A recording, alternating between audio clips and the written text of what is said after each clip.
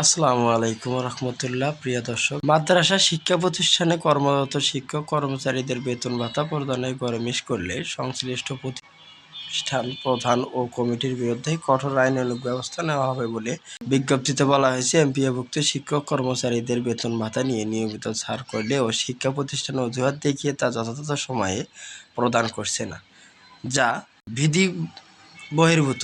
এমপিওভুক্তদের বেতন বন্ধ করার কোনো এখতিয়ার প্রতিষ্ঠান বা কমিটির নেই।